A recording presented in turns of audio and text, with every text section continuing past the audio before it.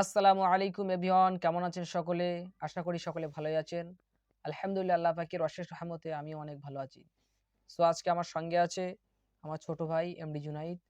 তো আজকে আমরা রিঅ্যাকশন ভিডিও দেব আল্লামা দেলোয়ার হোসেন সাঈদী সাহেবের ভিডিও।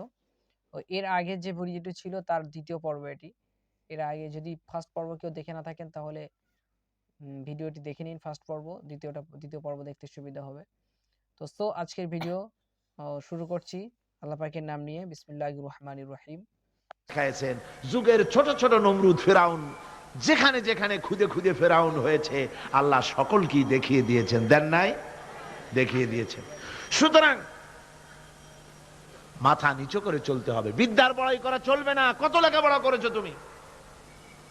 এমএ পাশ করেছো, তাতে কি হয়েছে?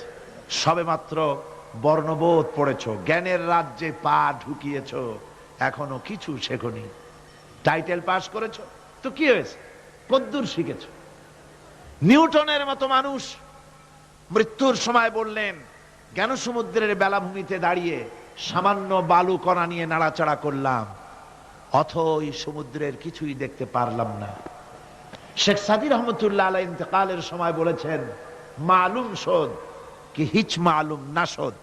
সারা জীবন সাধনা করে বুঝিলাম ইহা, যে কিছুই বুঝিলাম না। এগুলি হচ্ছে জ্ঞানীদের কথা।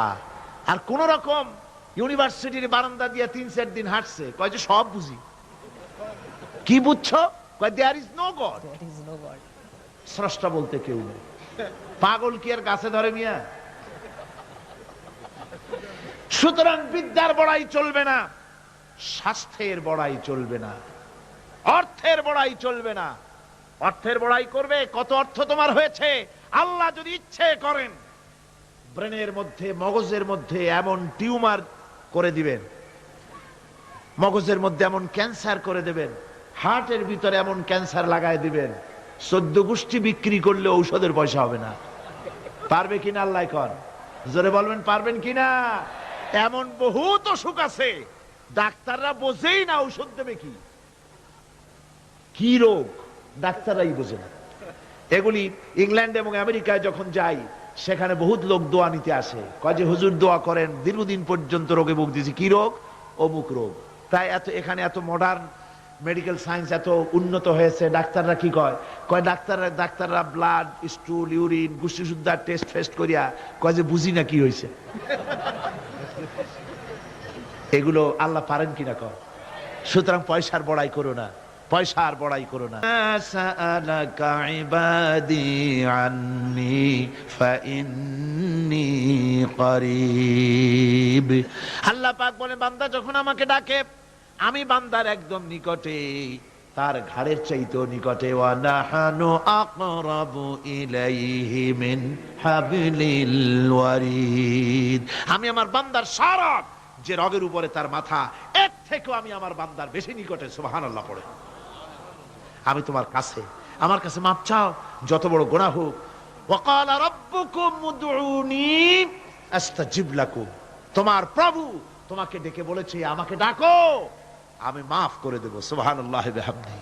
কত বড় কথা, আমাকে ডাকো, নিরাশ হয়ো না, হতাশ হয়ো না। আল্লাহর গজব বেশি না রহমত বেশি? আল্লাহর রহমত বেশি। হাদিসে কুদসির ভিতরে এসেছে, আল্লাহ পাক বলেছেন, কোন বান্দা যদি আমার দিকে এক বিগত অগ্রসর হয়, আমার রহমত তার দিকে এক হাত এগিয়ে যায়। কোন বান্দা যদি আমার দিকে হেঁটে আসে, আমার রহমত তার দিকে দৌড়ে যায়।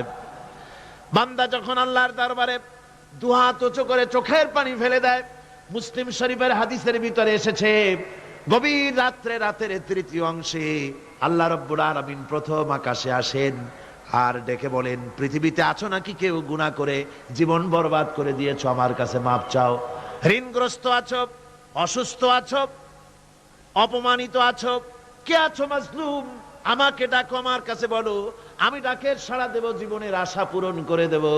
ওই সময় যেই সমস্ত লোকেরা কান্দে তাহাজ্জুদের নামাজ পড়ে, আল্লাহ জিজ্ঞেস করেন ফেরেশতারা, অমুক অমুক দেশে অমুক অমুক বান্দারা কান্দে কেন? ফেরেশতারা বলে, রব্বুল আলামিন তুমি তো ভালো করে জানো। আল্লাহ বলেন, জানি, তবু তোমাদের মুখে শুনতে চাই। তারা বলে, রব্বুল আলামিন তোমার এই বান্দা গুনাহ করেছি, গুনার জন্য মাপ চায়। জাহান্নাম থেকে বাঁচতে চায়। আল্লাহ পাক বলেন ফেরেশতারা আমার ওই বান্দারা আমারে দেখেছে নাকি, বলে দেখে নাই।